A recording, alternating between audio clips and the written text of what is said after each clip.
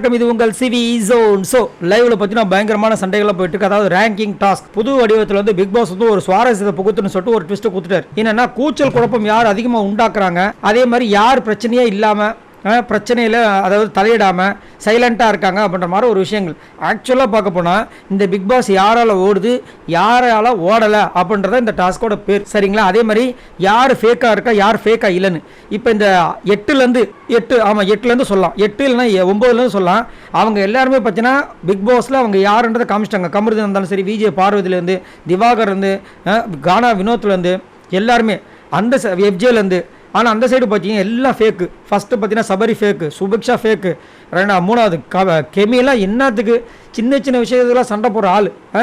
அவங்களெல்லாம் தூக்கி அந்த பக்கம் போட்டு கமருதீன் வச்சு செஞ்சார். என்னன்னா நாங்கள் பண்ணுற காமெடிக்கு நீங்களாம் சிரிச்சிருக்கீங்களா இல்லையான்னு கேட்டார். நாங்கள் பண்ணுற காமெடிக்கெலாம் இது வரைக்கும் சிரிச்சிருக்கீங்களா, அப்புறம் எதுக்கு நாங்கள் வந்து ஊதி பெருசாக்குறோன்ற மாதிரி எங்களை தூக்கின்னு போய் இந்த மாதிரி பிளேஸில் போட்டிருக்கீங்க. இது வந்துட்டு உங்களோட பெர்ஸ்பெக்டிவ் இருந்தாலும் இது வந்து மக்களோட பெர்ஸ்பெக்டிவ் இல்லை, சரிங்களா? நீங்கள் இந்த மாதிரி பண்ணுற சுத்தமாக சரியில்லை. அதுமாரி வந்துட்டு நான் அங்கே இருக்கவங்க யாருமே இது வரைக்கும் எந்த பிரச்சனைக்கும் தலையிட்டதே கிடையாது. அவங்கள மாதிரி நாங்களும் வந்துட்டு ப்ளீஸ் பேசாதீங்கன்னு சொன்னால் எங்களுக்கு நீங்கள் ஃபஸ்ட்டு ப்ளேஸ் கொடுத்துருவீங்களா அப்படின்றாரு. அதுக்கப்புறம் கனி என்ன சொல்கிறாங்கன்னா, இல்லைங்க நாங்கள் வந்துட்டு பர்ஃபெக்ட் கிடையாது தாங்க, இது வந்து எங்களுடைய ஒரு பர்ஸ்பெக்டிவ்ங்க, வேறு ஒன்றும் இல்லை அப்படின்னா. அப்போ வந்துட்டு கெமியை தேர்ட் பிளேஸில் போட்டிருக்கீங்களே, கெமி சின்ன சின்ன விஷயத்துக்குலாம் வந்து சண்டை போடுவாங்களான்னு சூப்பராக கேட்டார். ஏன்னா அவர் தான் வந்து ஃபஸ்ட்டு கெமியே சொன்னார். கெமிக்கு போய் தேர்ட் பிளேஸ் கொடுத்துருக்கீங்களே, நிறைய இடங்களில் சின்ன சின்ன விஷயத்துக்குலாம் சண்டை அவங்க தான் போட்டிருக்காங்க.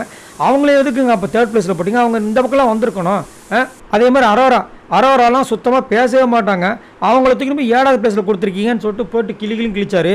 ஆனால் அங்கே இருக்கவங்க தான் சுத்தமாக இல்லையே துப்புன்னா தொடச்சிக்கிட்டுவேன் அப்படின்ற மாதிரி 2 பேர் நிற்கிறாங்க. அமித் ஒன்றும் சொல்கிறதுக்கு இல்லை, சைலண்ட்டாக இருக்கார். என்னத்த சொல்ல, இவரை வந்து ஜட்ஜாக போட்டதுக்கு சும்மா இருந்திருக்கலாம். அதாவது இந்த பருத்தி முட்டை குடோன்லேயே இருந்திருக்கலான்ற மாதிரி வந்துட்டு அவர் நின்றுட்டுருக்காரு. ஆனால் இவங்க அவங்களோட வன்மத்தை நல்லா கக்கிட்டாங்க. விக்கல் சிக்கிரமுக்கும் கனிக்கு யாரெல்லாம் ஆகாதவங்களோ அவங்களாம் லாஸ்ட்டில், யாரெல்லாம் ரொம்ப பிடிக்குமோ அவங்களாம் ஃபஸ்ட்டில். வியானா பாருங்கள் ஃபஸ்ட்டில், சுபிக்ஷா ஃபஸ்ட்டில். எப்படி விக்கல் சிக்கிரமால வந்துட்டு சுபிக்ஷா செகண்டில் வந்திருக்காங்க. என்னத்த சொல்ல, நீங்கள் உங்களோட கருத்து சொல்லுங்கள். உங்களுக்கு இந்த லாஸ்ட் 3ல யாரை போடுவீங்க? மறக்காம கீழே கமெண்ட்ஸ் பண்ணுங்கள். அதே மாதிரி ஃபஸ்ட்டு 3ல யார் வருவாங்க? மறக்காம கீழே கமெண்ட்ஸ் பண்ணுங்கள். பாய் நண்பர்களே.